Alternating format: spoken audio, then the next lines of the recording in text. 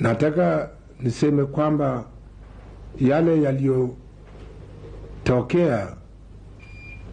leo asubuhi kwa muda mfupi iliyoletea wananchi wasiwasi mwingi, sasa imeangamizwa na jeshi letu la nchi kavu na polisi, na nawashukuru wao sana kwa juhudi zao za kuangamiza hawa maharamia ambao waliweka wananchi katika hali ya wasiwasi. Nataka niseme kwamba mambo kama haya ambayo yalitukia ni watu au wanajeshi la angani ambao walijichukulia madaraka ya kuharibu yale yote tunayotaka kufanya.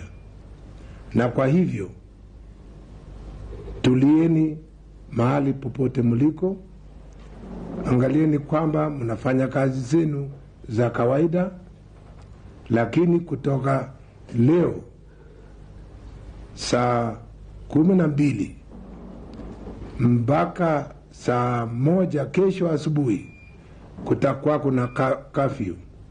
Yaani hakuna mtu ambaye anatembea katika mji wa Nairobi kutoka saa 12 leo jioni mpaka saa 1 kesho asubuhi.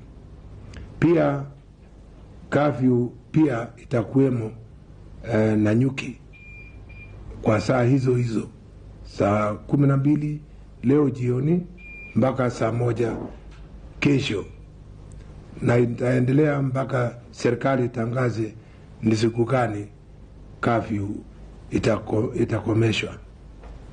Nataka kuchukua hatua hii